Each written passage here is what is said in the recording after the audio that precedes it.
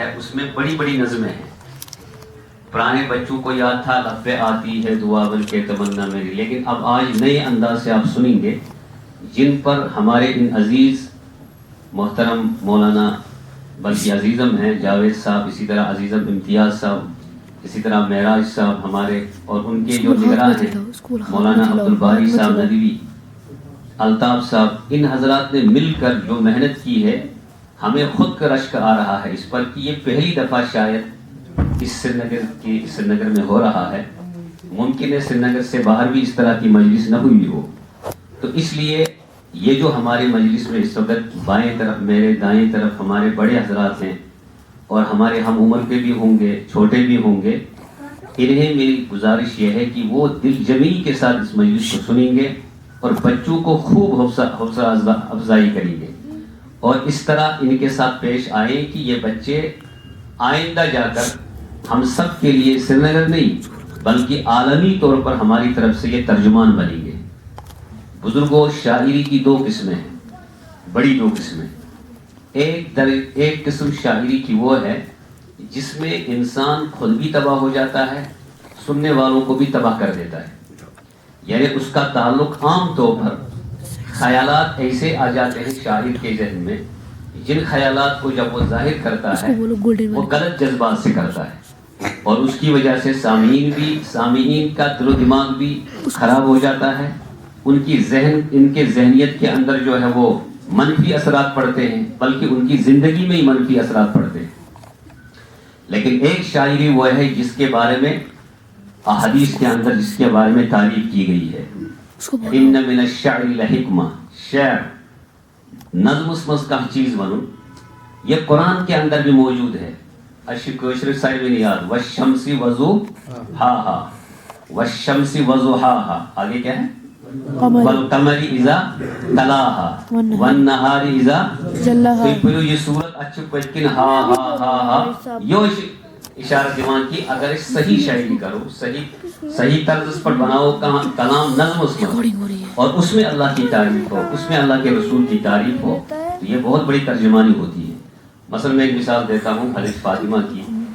حضرت فاطمہ رضی اللہ عنہا کو محمد رسول اللہ صلی اللہ علیہ وسلم کی وفات کی ترجمانی کرنی تھی کہ نبی علیہ السلام کے بظاہر اس دنیا سے پردہ فرمانے سے غم کتنا سوار ہوا تھا صحابہ پر اور خصوصاً حضرت فاطمہ پر. تو حضرت فاطمہ ایک صورت یہ تھی کہ وہ لمبی چوڑی تقریر کرتی، انہوں نے شارٹ میں انہوں نے نظم میں ان کو پیش کیا، شاعری میں پیش کیا. صبت علیہ مصائب لو انہا، صبت علیہ مصائب لو انہا، کہ مصیبتیں مجھ پر اتنی آن پڑی، اگر یہ تمام مصیبتیں اس کو کوئی شکل دی جائے، پھر جو دن ہے رات نہیں بلکہ دن اس کے اوپر رکھا جائے، یا اگر یہ دن میں آ جاتی، صبت علیہ مصائب لو انہا صبت علی الایام سرن لیالیا، یہ جو رات یہ تو دن جو ہیں یہ رات بن جاتے، تاریکی چھا جاتی دن پر، وہ دن نہیں رہتا. یعنی ایک ترجمانی کی کہ حضور کے جانے سے اتنا زیادہ غم ہے کہ اس کو کوئی بتا نہیں سکتا، مگر اس کو نظم میں پیش کیا اور سمجھنے والوں نے سمجھ لیا کہ حضرت فاطمہ کیا کہتی ہے.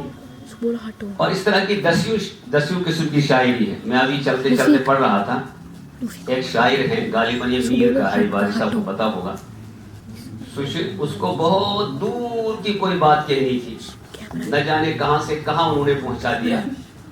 اس وقت کیا سمجھ کر انہوں نے وہ پڑھا ہوگا، لیکن آج ہم سمجھتے ہیں کہ اس شعر میں پوری دنیا کی حالات کی عکاسی ہے. یورپ کیا، مغرب و مشرق کیا، پورے عالم اسلام کی بھی، عالم اسلام سے باہر کی جو دنیا ہے پوری دنیا کی اس میں عکاسی ہے. وہ شعر کیا ہے؟ مگس کو باغ میں جانے نہ دینا. مگس شمانا کوشش پچکا جس معاشرہ آسائی سے یہ شہر کی جو مکھی ہوتی ہے اس کو کہتے ہیں مگس. اس کا کام کیا ہے؟ وہ باغ میں جائے گی، پھولوں میں گھسے گی، وہاں سے رس پیدا کرے گی، پھر نکالے گی، پھر اس کی دو چیزیں چھتا بنائے گی اور موم بتی بنے گی. آخر کار کہنے والا یہ کہتا ہے مگس کو باغ میں جانے نہ دینا، ناحق خون پروانے کا ہوگا. موم بتی جلے گی، پروانہ دیکھے گا، قریب آئے گا، آخر اس کو جل کر راکھ ہونا ہے. اگر وہ موم بتی نہ بنتی یہ جناب والا مگس باغ میں نہ جاتی، پھولوں سے رس نہیں نکالتی، اور یہ اتنا بڑا نقصان نہیں ہوتا. یہ بظاہر چھوٹا موٹا شعر لگتا ہے، لیکن جب آپ عالمانہ اس پر نظر ڈالیں گے اور محققانہ اس پر نظر ڈالیں گے، کسی عالم سے پوچھیں گے کہ اس کا مطلب کیا ہے، تو اس وقت کی پورے دنیا کی حالات جو سامنے ہے دنیا کے، اس شعر کے اندر سمجھ جاتے ہیں، حالات کا پورا پتہ چلتا ہے کہ اس وقت ہم کس صورتحال سے گزر رہے ہیں، ہمیں کرنا کیا تھا، ہم نے کیا کیا، ہمیں کیا کرنا چاہیے مستقبل میں.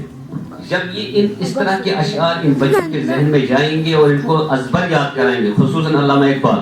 مثلا علامہ اقبال کو محمد رسول اللہ صلی اللہ علیہ وسلم کی تعریف سمجھانی تھی کہ حضور سب سے بڑے ہیں، ایک بات یہ سمجھانی تھی. دوسری بات سمجھانی تھی کہ حضور کی وجہ سے لوگوں کی حیثیت ہے، حضور علیہ السلام کی وجہ سے صحابہ ہیں، ورنہ صحابہ کی حیثیت کیا تھی؟ جب ابو بکر ابھی اسلام میں نہیں تھے تو ابو بکر کی کیا حیثیت تھی؟ حضرت عمر اسلام میں نہیں تھے تو عمر کی کیا حیثیت تھی؟ اس کو سمجھانا تھا. علامہ اقبال کو نثر میں سمجھا دے تو 3-4 صفحات 10 صفحات لکھنے پڑتے، 2-3 سے 4 مصروں میں سمجھا دیا، میں بھی دیکھوں گا نا. اور آخری 2 میں یہ سمجھا دیا کہ وہ دانا سبل ختم الرسل مولائے کل، وہ دانا سبل ختم الرسل مولائے کل. اس میں حضور کے متعلق حضور علیہ السلام سب سے افضل ہیں، جناب والا خاتم النبیین ہے. گویا کہ اس مصرے میں علامہ اقبال نے پورا عقیدہ ہی بتا دیا، سمجھنے والے سمجھ سکتے ہیں. جس نے غبار